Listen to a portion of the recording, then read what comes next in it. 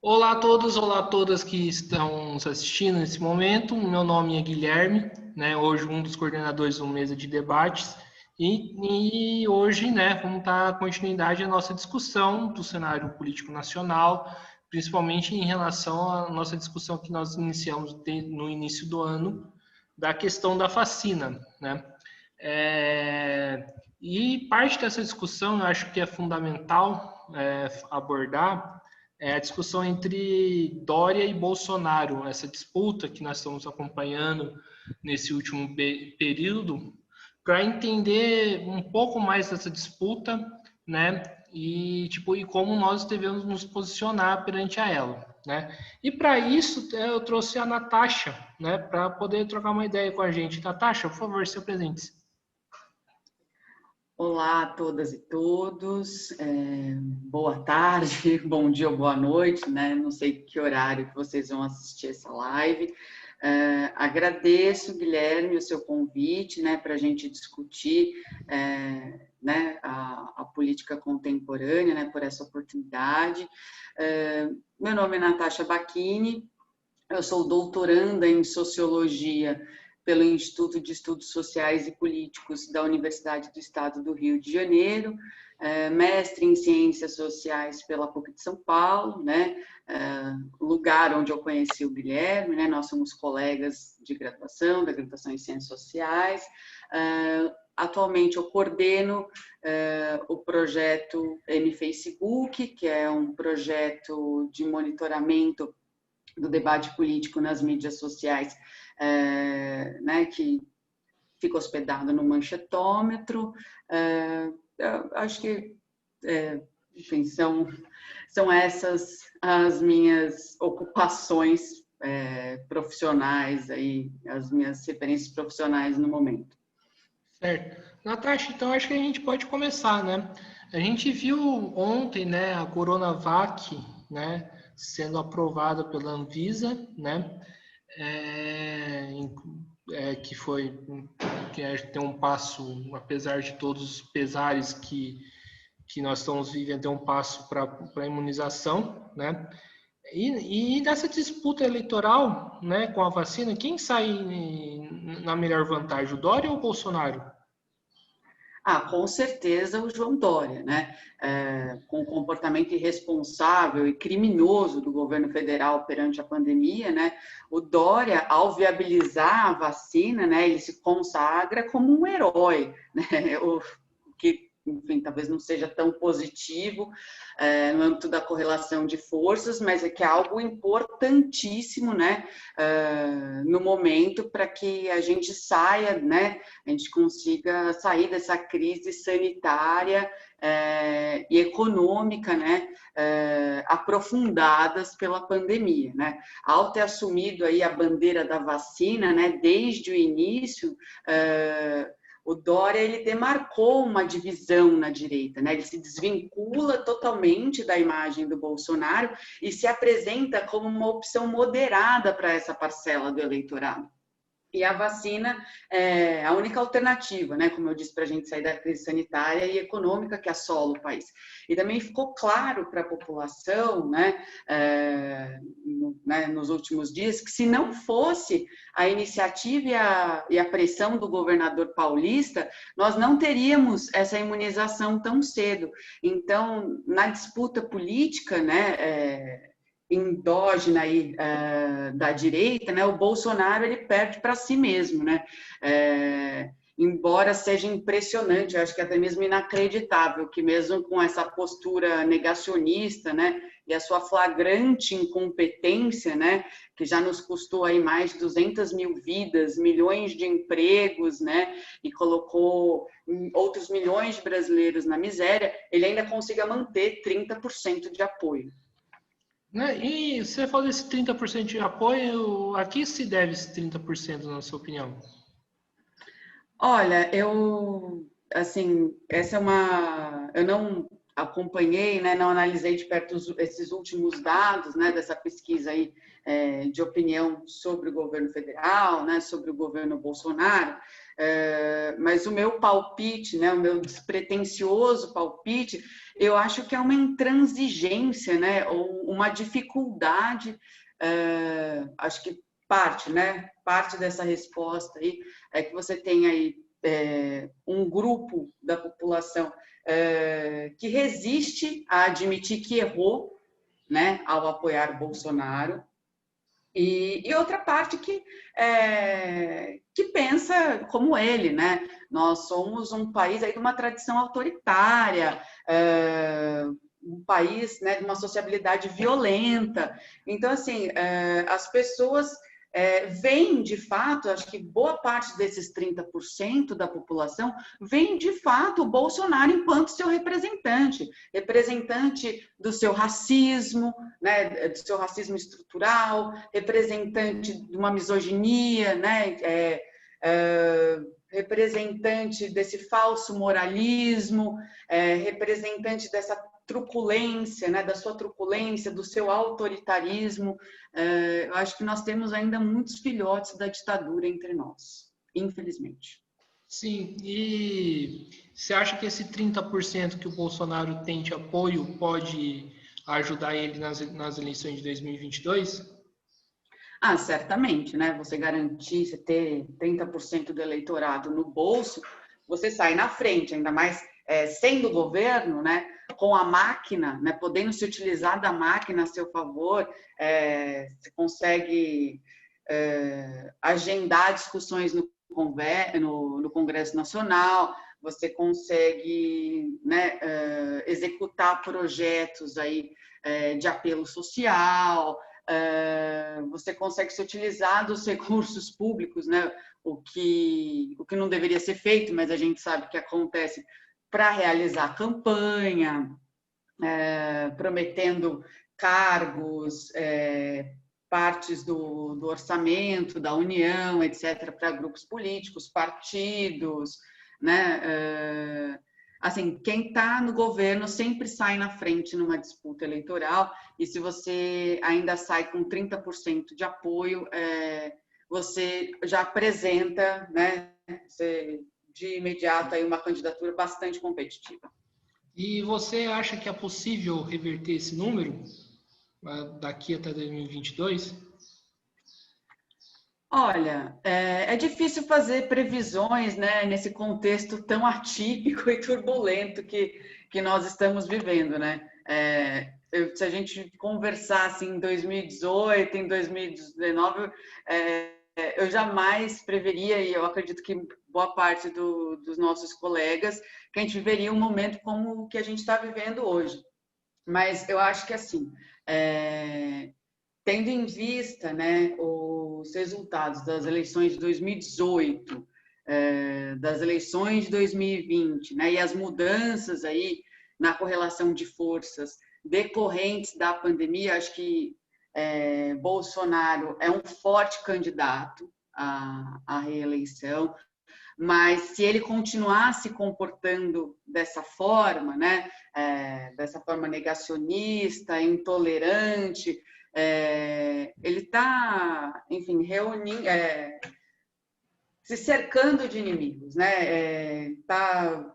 Ele não tem uma boa relação com o presidente da Câmara, nem com o presidente do Senado, que eram seus aliados, né? Ele rompe com a dinâmica, né, que era denominada pela literatura, né, de relações entre executivo e legislativo como presidencialismo de coalizão. Ele não governa com uma coalizão, ele governa a partir, hoje, né, ele governa a partir de uma prática que ele criticou lá atrás, que é a do toma lá da cá. Então, ele consegue garantir apoios individuais, mas não de bancadas, a partir aí dessa negociação de cargos e orçamentos. Eu acho que, assim, se ele mantiver, né, se ele se manter com esses comportamentos, com essas posturas, né, autoritárias, intolerantes, negacionistas, eu acho que ele tende a perder apoio popular, né, a perder cada vez mais o apoio popular, porque é isso, a necessidade da vacina, eu acho que ela assim, né, a maioria da população já entende que a vacina é uma necessidade, as pessoas estão vivendo, né, a crise econômica e percebem que o governo federal não tem feito nada, né, ou tem feito pouca coisa para que a gente saia dessa crise. Então, assim, os comerciantes, né, não tiveram, seus pequenos comerciantes não tiveram seus impostos reduzidos, tem fábrica fechando no país, o governo federal, né, se nega a dar continuidade ao auxílio emergencial. Então, assim, tá difícil, né, acreditar que o governo consiga, né, resolver aí os problemas brasileiros nesse momento. Sim. Mas, por outro lado, assim, né, desculpa, pode falar. Não, pode falar, de interromper. Mas eu acho que assim também existe essas ações do Bolsonaro provocam reações, né, dos dois lados do espectro político, né? Se a gente tem um Dória aí tentando se desvincular da imagem de Bolsonaro, né, se apresentando aí como uma candidatura forte em 2022, uma alternativa à direita em 2022, a gente também percebe redirecionamentos por parte da esquerda, né? Então, assim, a gente tem Guilherme Boulos, que teve um ótimo desempenho nas eleições paulistanas desse ano, do ano passado, né? Estamos já em 2021, mas nas eleições de 2020. A gente tem Ciro Gomes também, que desde 2018 tem se mostrado aí como uma alternativa, né? Uma alternativa ponderada, aí mais à centro-esquerda. É provável que o PT também lance o Lula, né? Então, assim, acho que temos, mais uma vez, muitos candidatos, né, com um grande potencial de se elegerem em 2022. Então, assim, teremos uma disputa eleitoral aí bastante interessante, nuançada, e o que é bom para a democracia, né? O que eu acho que é muito bom para a democracia, mas que dificulta, enfim, que dificulta ainda mais, né, a vida dos candidatos na disputa, né? Então, acho que aquele que terá o melhor desempenho, né, é aquele que vai saber ler a conjuntura, né, entender quais são os anseios e as necessidades da população e verbalizar isso no seu discurso, né, trazer isso para o seu discurso, né, e nas suas propostas. Sim, nós estamos vendo também, né, o Bolsonaro falar que a Coronavac não é do governador, mas sim do Brasil, né? O Bolsonaro pode tomar esse protagonismo na vacina ou até mesmo criar alguns empecilhos para a vacinação? Olha, acho muito difícil, né, o Bolsonaro, nessa altura do campeonato, conseguir aí tomar o protagonismo da imunização para si, né? Ainda mais depois da transmissão ao vivo da enfermeira, né, sendo vacinada aqui em São Paulo. Acho muito difícil, né? Foi um episódio emocionante, né? As pessoas elas anseiam pela vacina e ficou muito claro, né, que Bolsonaro tem feito o que pode para adiar essa vacinação, né? Só que a causa ela é de tamanha importância que escapou ao controle do presidente. Então, assim, a maioria da população quer a vacina, né? E com duas opções disponíveis, né, sendo produzidas no Brasil, a pressão para iniciar o processo tornou-se enorme, né? Tanto que, assim, ontem, logo após a aprovação aí, de uso emergencial pela Anvisa, o Dória já foi lá e vacinou a primeira pessoa ao vivo, né? Então, assim, é muito difícil tirar o crédito do Dória, né? Desse processo, né? E o protagonismo aí no âmbito da vacinação, da Coronavac.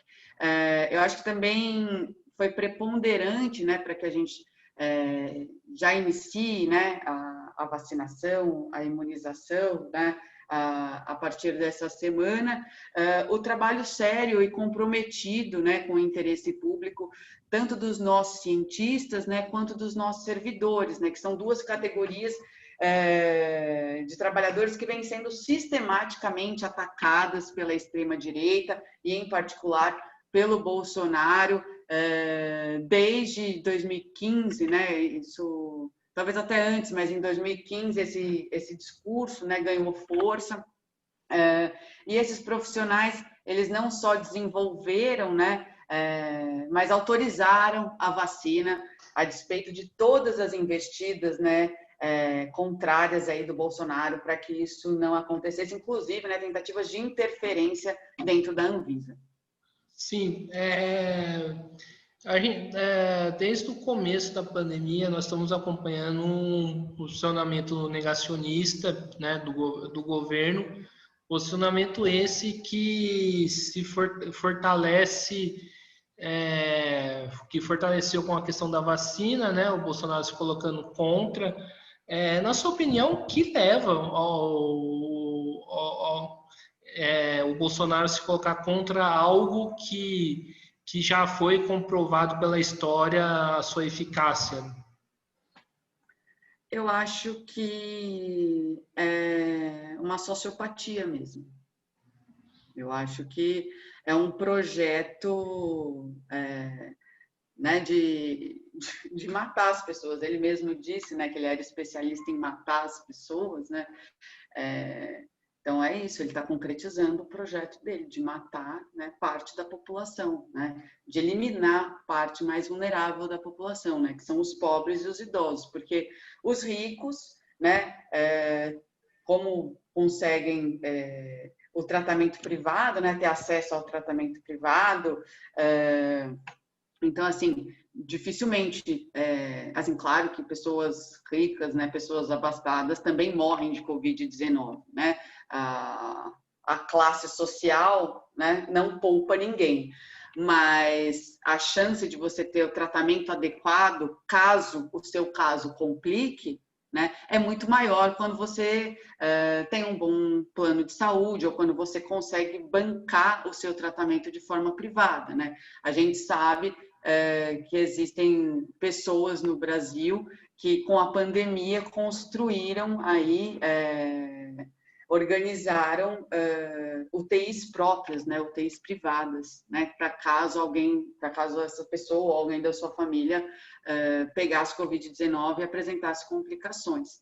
Então, é isso, os mais ricos tendem a garantir tratamento, né, a ter o tratamento adequado caso desenvolvam complicações, né, decorrentes da contaminação, do contágio, e os mais pobres são pessoas que, em primeiro lugar, né, dificilmente conseguem praticar o distanciamento social. Muitas vezes essas pessoas moram, né, em casas compartilhadas com várias pessoas. Essas pessoas, elas têm que trabalhar, né? Então, elas, a maioria das vezes, não conseguem trabalhar de casa, então tem que sair das suas casas. São as pessoas que utilizam o transporte público, que muitas vezes não têm acesso a saneamento básico, né, que às vezes não tem. A gente viu, né, uma série de reportagens a respeito disso, de comunidades em que as pessoas não têm nem água para lavar as mãos, né, que é uma medida preventiva básica. As pessoas não têm água e sabão para lavar as suas mãos.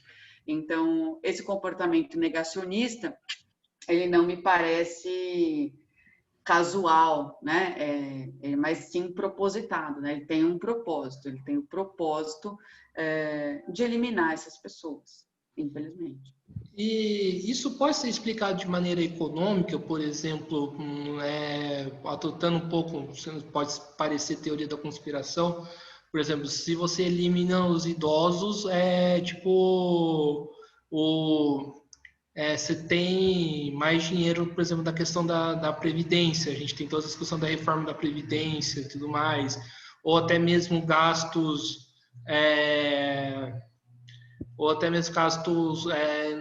da parte pública, onde que a população pobre, trabalhadora usa. Isso palatável afirmar isso? Eu acho que sim, eu acho que sim. É o projeto de acabar com a pobreza acabando com os pobres, né? Então, quanto mais idosos morrerem, né,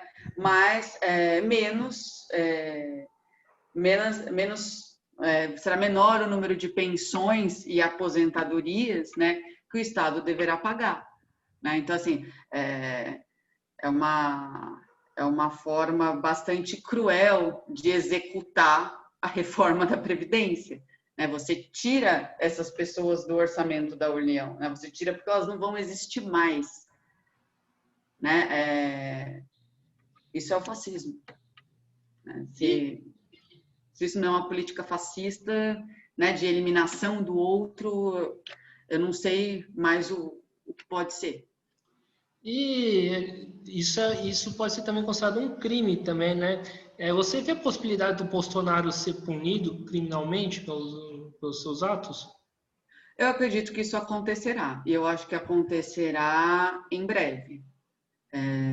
Tanto pelo Tribunal de Haia, né? Porque assim,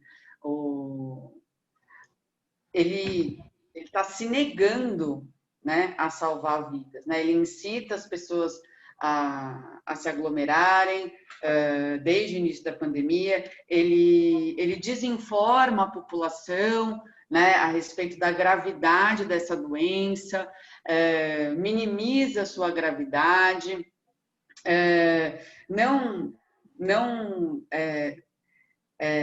agiu, né, não facilitou o combate à pandemia, não transferiu os recursos necessários, né, a partir do Ministério da Saúde para os estados e para os municípios, né, de modo que propiciasse aí que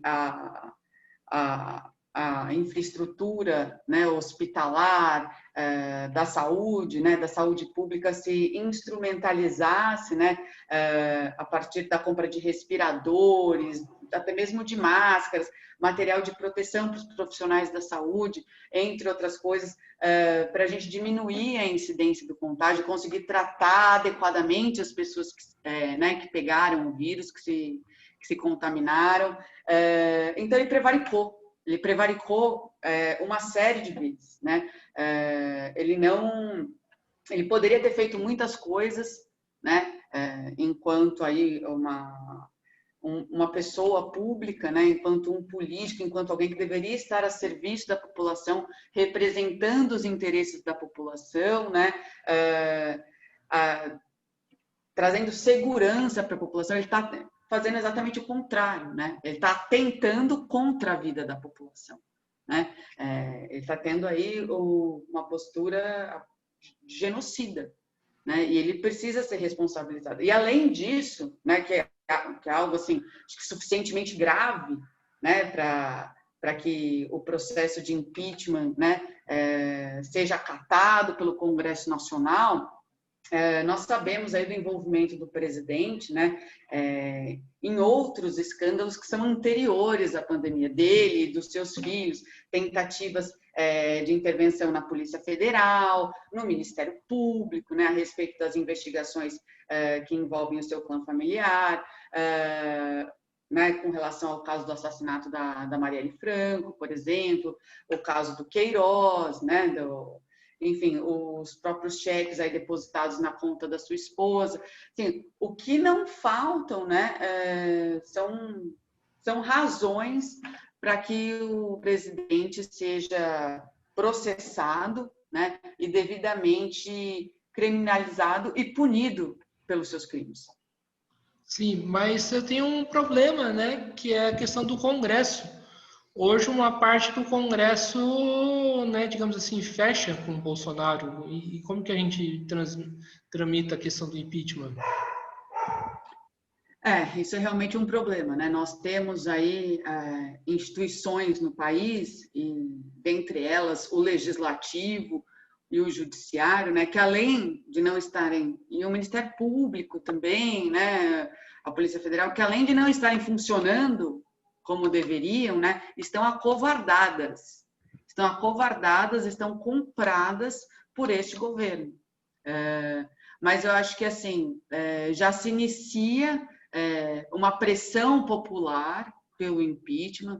Nós presenciamos panelaços nos últimos dias, e se a oposição se organizar em uma frente ampla, que eu acho que é fundamental nesse momento, essa pressão chegará ao Congresso, e aí não vai dar mais para o Rodrigo Maia adiar aí a recepção do pedido de impeachment, né?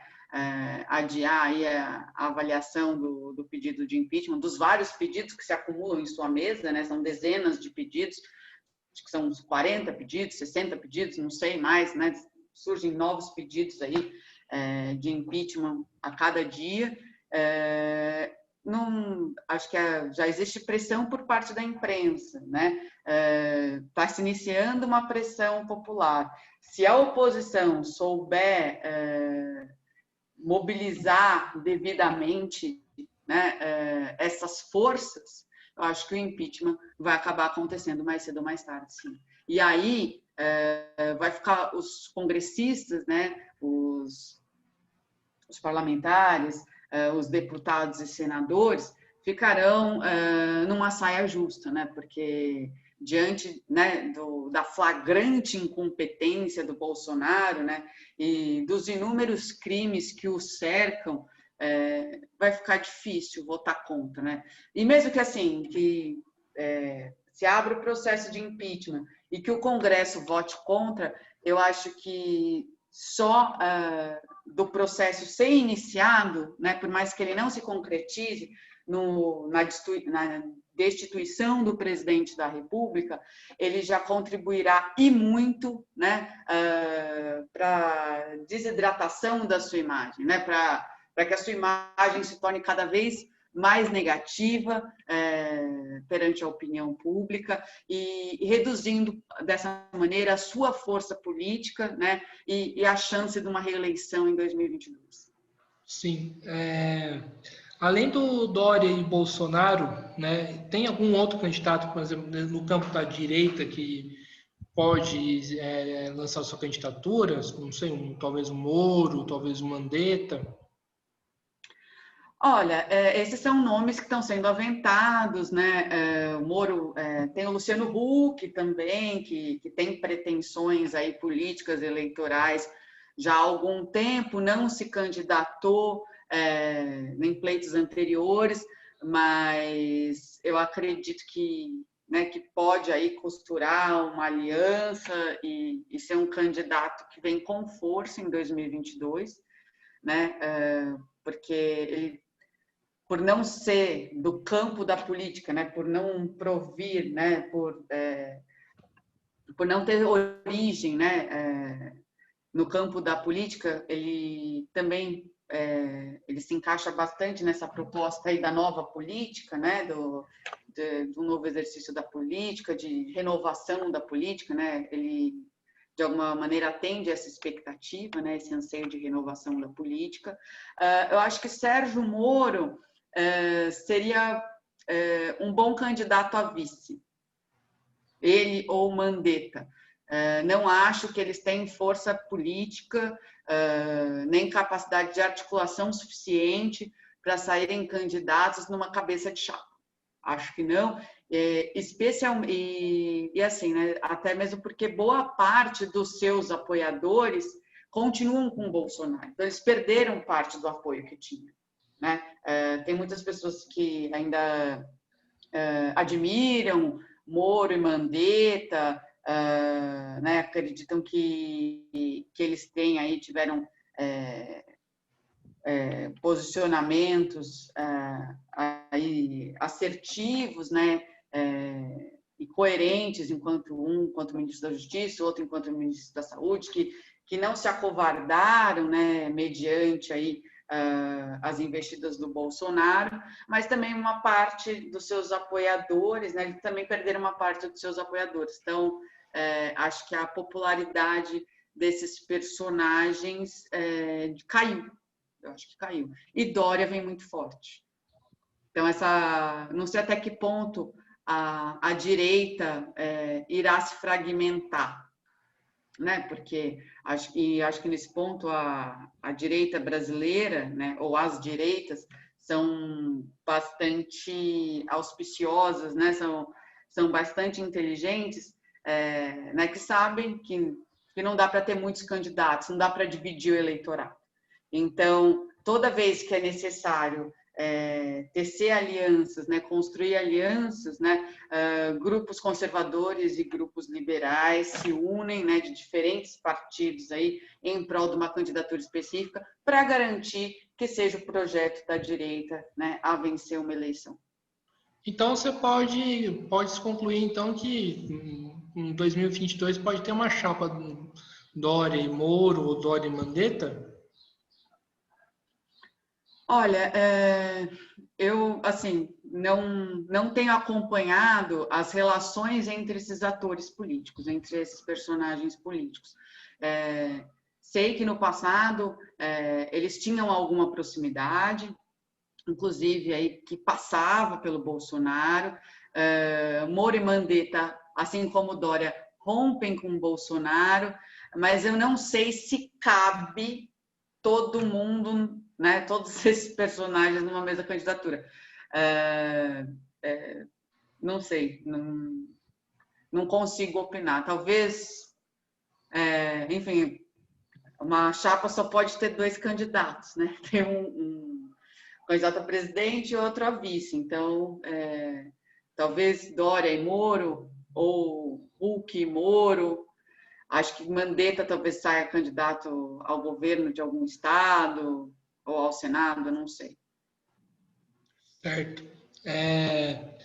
Essa briga política entre o Bolsonaro e o Dória, na sua opinião, é o reflexo mais ativo da crise política como um todo que o Brasil está vivendo, ou tem mais outros elementos aí? Desculpa, eu não entendi. Você pode repetir a pergunta? Sim. Essa briga, essa disputa política que nós estamos vendo entre Dória e Bolsonaro, hoje é o elemento mais ativo da crise política no país? Olha, acho que não. Acho que não. Acho que a crise política que nós vivemos, ela é uma crise promovida pelo próprio Bolsonaro, né? Que passa aí pelo seu autoritarismo, né? Acho que ela é decorrente do seu autoritarismo e da sua incompetência mesmo, né? Ele não está à altura do cargo que ele ocupa, né? Ele não tem capacidade para presidir o país, né? Ele não é qualificado o suficiente para isso. Ele não entende como que funciona o Estado, qual é o papel do Estado, como devem acontecer as relações entre as instituições, né?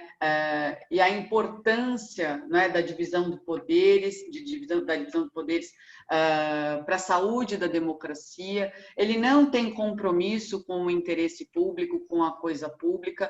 Ele não tem projeto próprio, né? Você não tem uma política pública de autoria do Bolsonaro, né? Ele só conseguiu se eleger porque ele se mostrou a candidatura mais viável para a direita, né? Mas ele não era o candidato inicial da direita em 2018, todo mundo sabe disso, né? Ele não era o candidato das elites, da burguesia, né?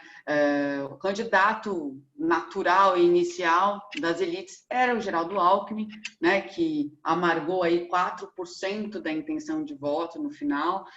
João Amoedo, que também era uma possibilidade, não conseguiu, acho que alcançou no máximo 1% das intenções de voto, e ele, né, conseguiu aí se mostrar como uma alternativa, né, factível, né, populista de direita, aí, uma alternativa viável para que o PT não ganhasse de novo, né? Ele acabou aí reunindo, né, tomando para si a imagem do antipetismo, né? Ele personificou o antipetismo.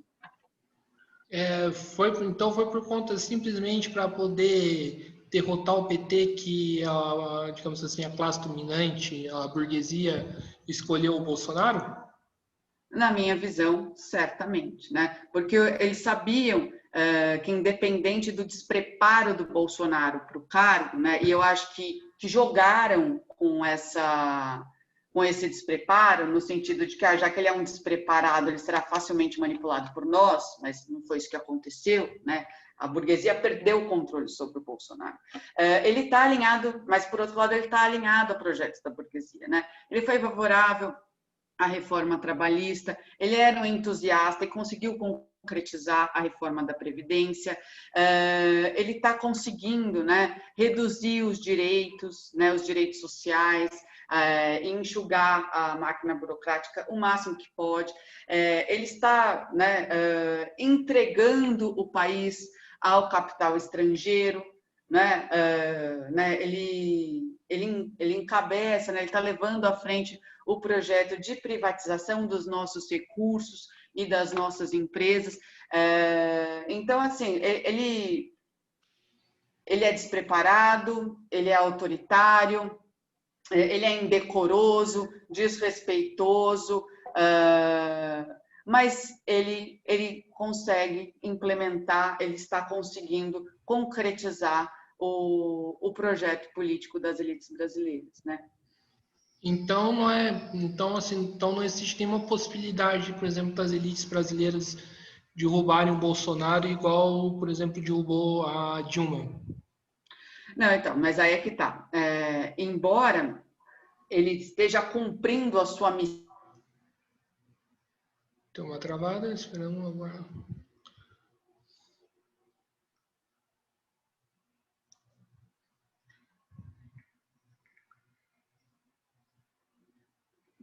Esperamos ter uma travada na conexão da Natasha e estamos esperando reconectar para poder dar continuidade à entrevista.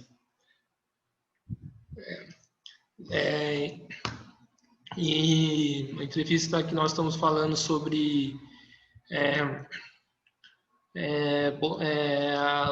a disputa política entre Bolsonaro e Dória, né, como parte do tema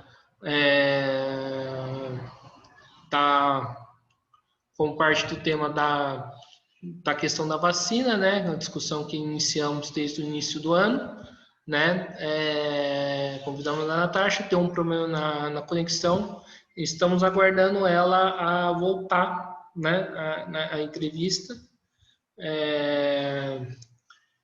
e estamos aguardando.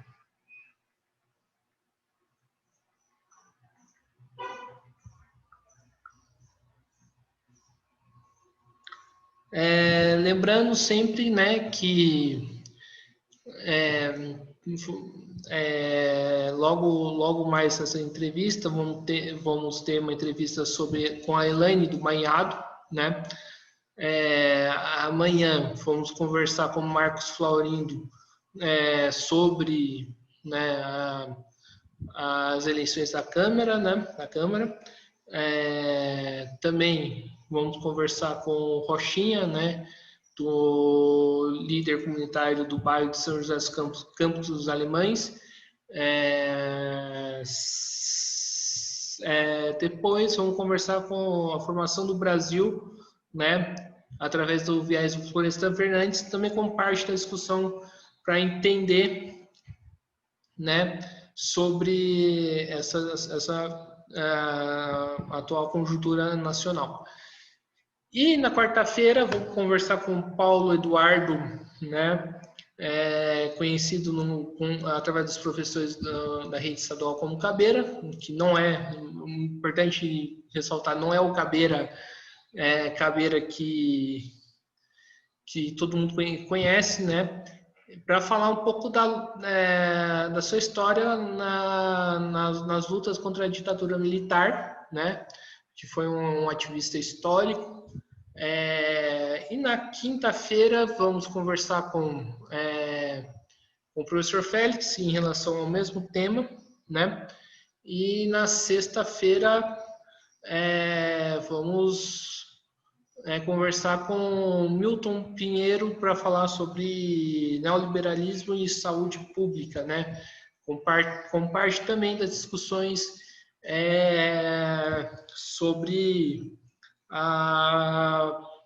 sobre a pandemia, né? Então estamos aguardando um pouco, né, a conexão, né, da Natasha voltar, né, para a gente poder continuar a entrevista.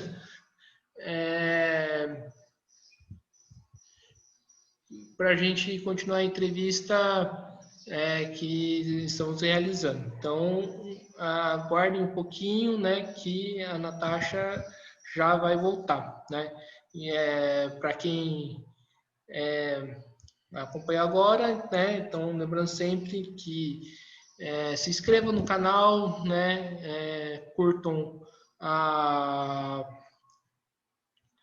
o vídeo no YouTube, curta o vídeo no Facebook, compartilhem, né?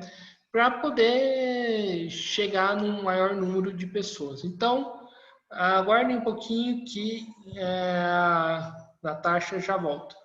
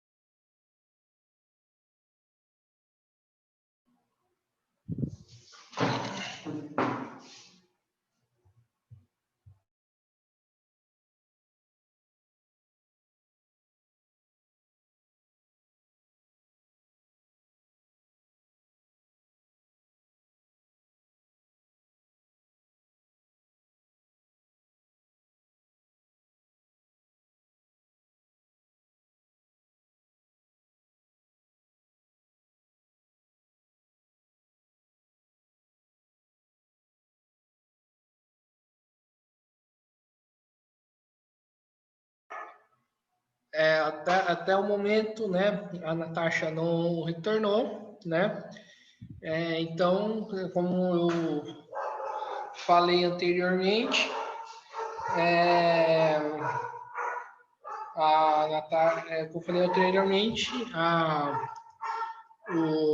Natasha está com problema na conexão, né?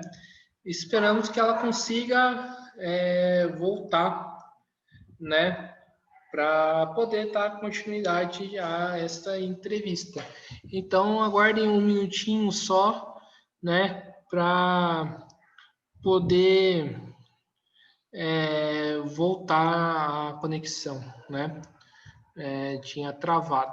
Então, aguardem um momento.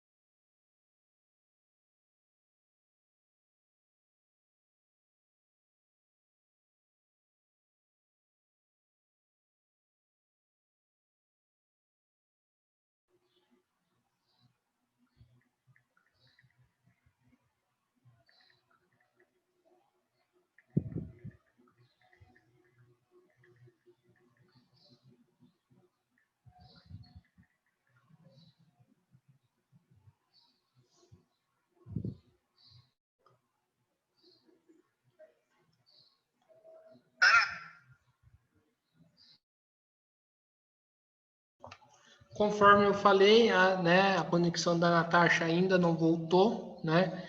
Então vamos aguardar um pouco, né? Para que não tenhamos nenhum problema, né? De poder cancelar a entrevista.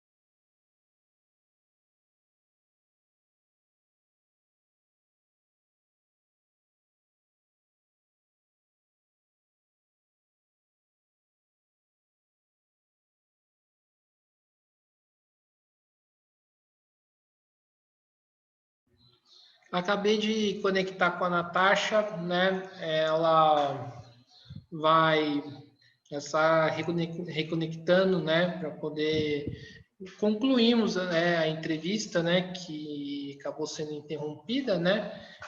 Uma entrevista muito boa, né? Com vários elementos interessantes para nós entendermos, né?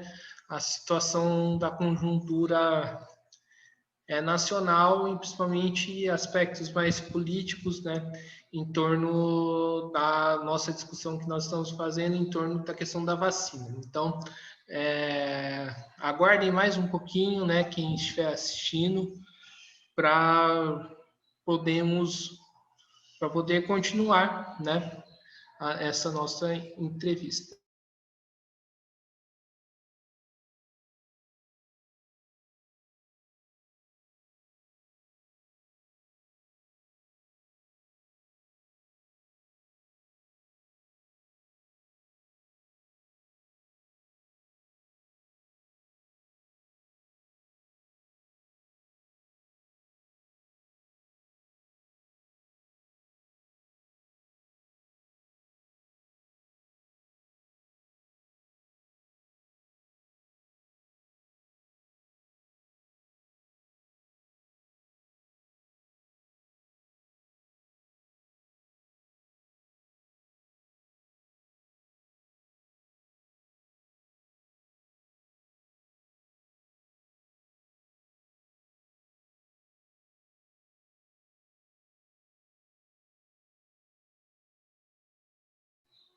Como eu falei, a Natasha já está de volta, então vamos recomeçar a entrevista.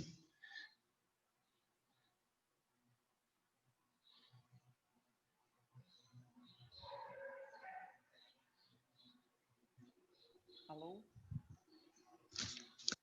Pronto, Natasha? Oi, Guilherme. Me desculpe, caí aqui, acabou a bateria do meu celular e, por consequência, né, o meu acesso à internet.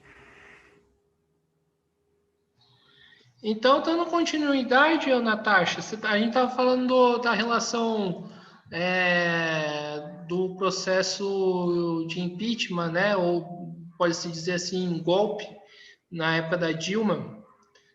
Como você enxerga comparado a situação atual? Em que sentido? Como eu enxergo o impeachment a respeito do quê? A respeito do interesse da classe dominante, da burguesia, em querer derrubar o Bolsonaro. Olha, eu acho que o que acontece? Bolsonaro se elege com o apoio da burguesia, exatamente porque se mostrou que tinha os mesmos interesses que as elites, que a burguesia, né, no aprofundamento da desigualdade social, na redução de direitos, né, e na entrega aí das empresas e dos recursos brasileiros ao capital estrangeiro, né? Bolsonaro cumpre sua missão, né? Então ele aprova a reforma da Previdência, né? Tem várias propostas aí de privatização das estatais e dos nossos recursos, o capital estrangeiro é cada vez mais presente em território nacional, nos tornamos economicamente cada vez mais dependentes desse capital estrangeiro, ele perpetua aí um projeto de desindustrialização nacional, a cada dia que passa se torna menos interessante investir em atividades produtivas no Brasil, né? Ou seja, atividades produtivas, eu estou me referindo àquelas que geram tecnologia no nosso próprio território e que geram empregos no nosso território. Só que o Bolsonaro, por outro lado, né, embora ele tenha cumprido a sua missão, esse seu comportamento autoritário e indecoroso vem comprometendo a concretização aí, né, dos interesses, né, de outros interesses da burguesia, né, como, por exemplo, os problemas aí diplomáticos que ele cria, né, que estão provocando a descontinuidade de relações comerciais com outros países, como a China, o Oriente Médio, por exemplo, né? Essa também ausência de um projeto de combate à pandemia que está acentuando, né, está agravando a crise econômica no Brasil, porque o comércio está sendo impedido de funcionar, né, ou enfim, está funcionando aí num tempo menor, os preços estão subindo, né? O mercado interno está desabastecido, existe um oportunismo aí também, né, combinado com a inexistência de uma política aí que garanta que a produção, né, fique no território nacional, né, que a produção brasileira atenda ao nosso mercado interno. Então, tem uma série de fatores, né? Se, por um lado, o Bolsonaro cumpre a agenda da direita em um primeiro momento, ele, né, as suas posturas aí, seu comportamento autoritário e desgovernado, né, está comprometendo outros interesses da burguesia que tende, né, a abandoná-lo aí, né? A não ter mais nele a sua liderança política e a migrar para outros políticos, né? A migrar, transferir seu apoio para outros políticos, outros candidatos, como um João Dória, por exemplo, que também é alinhado, né, a esse projeto, Luciano Huck, próprio Sérgio Moro, né, como você comentou, e outros. Sim, Natasha, agora para terminar, né? Como que o Bolsodória se tornou, por exemplo, rival do Bolsonaro? E para fechar de vez, qual é o balanço que você tem do Dória como governador e anteriormente como prefeito?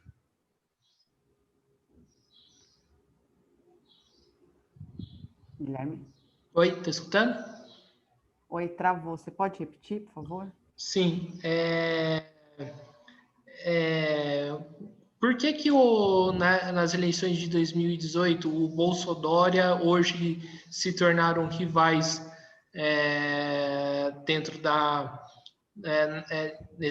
na política, né, institucional e os dois e qual que é o balanço que você tem do Dória enquanto governador e enquanto prefeito? Bom, vou começar pelo final da sua questão. O Dória, enquanto prefeito e enquanto governador, de modo geral, executa aí um projeto da direita de diminuição da máquina pública, de redução de direitos.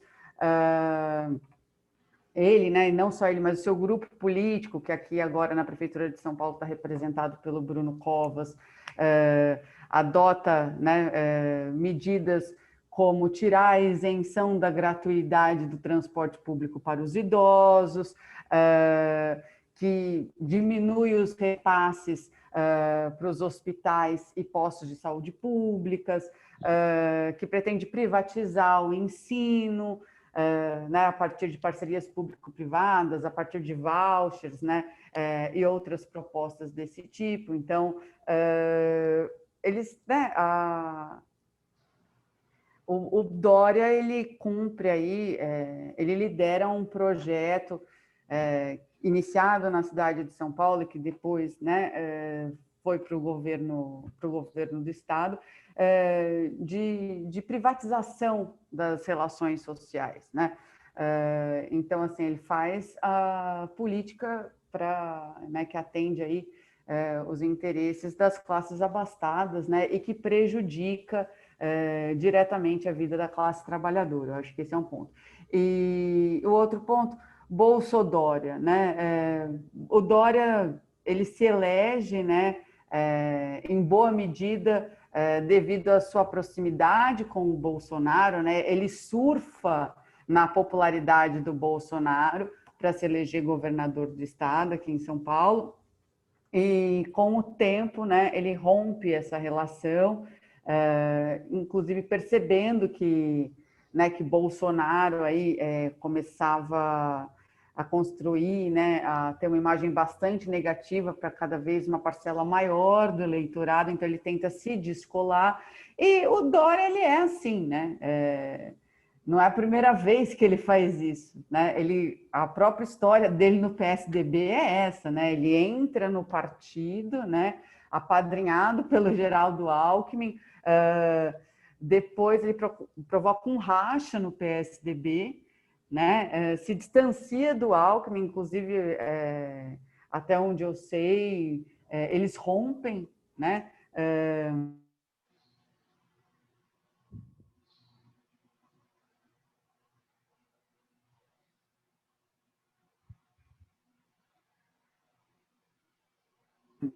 Tem um problema.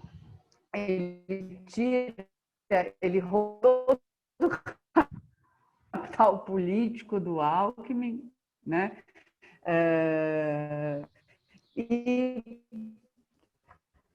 E se promove, né, a partir aí dessas, né, dessas rasteiras. É o estilo dele de fazer. Caio.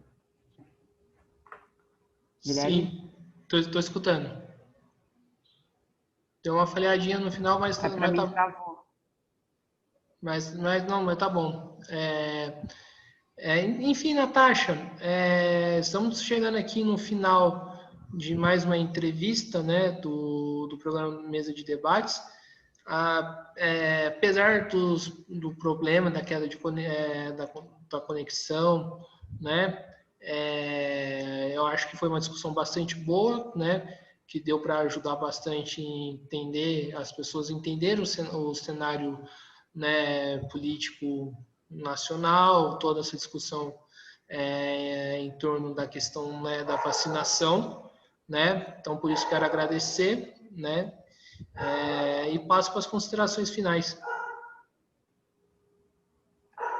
Bom, Guilherme, eu agradeço mais uma vez o convite, eu espero aí ter colaborado, né, para a gente pensar as principais questões que delineiam a política brasileira na atualidade. Eu lamento aí esses imprevistos, né, com relação à conexão, foi algo que fugiu ao meu controle, procurei resolver da forma mais rápida possível, enfim, não sei se fui muito bem sucedida nisso, mas acho que foi uma boa conversa, né? Você trouxe aí questões muito pertinentes e que precisam ser discutidas, então parabenizo também pela iniciativa, eu acho que a gente tem que se apropriar cada vez mais das mídias sociais para discutir questões de interesse coletivo, né, para diminuir as distâncias e ampliar o debate. Acho que essas são algumas das potencialidades apresentadas aí por essas plataformas, por essas tecnologias de comunicação e que precisam ser melhor exploradas, né? Inclusive para combater aí as fake news, as desinformações, que infelizmente também vem caracterizando a disputa política contemporânea. Então, E Natália... é isso. Agradeço e fico à disposição aí para novas conversas, novos debates. Seguimos conversando, discutindo e construindo juntos e juntas. É isso. Sim, então, mais uma vez, Natasha, quero agradecer você, quero agradecer também você que está assistindo nesse momento, né, um vídeo, independente da hora, né? Muito obrigado. Aproveitando novamente para se inscrever no canal, né? No YouTube, né? Curtir o vídeo tanto no YouTube, tanto no Facebook, né? Compartilhar nas redes sociais para que, como a própria Natasha falou, para que para que a mídia não seja, as redes sociais não sejam centro de fake news, né? Como nós estamos acompanhando aqui, né? Para que tenha conteúdo bom rodando. Então é isso aí, pessoal. Daqui a pouco vamos ter mais uma outra entrevista, né, para falar da situação do banhado, região de São José dos Campos, né? Então, mais uma vez eu quero agradecer e está encerrada mais uma notícia mais uma entrevista dos Mesa de Debates. Até a próxima, pessoal. Fui.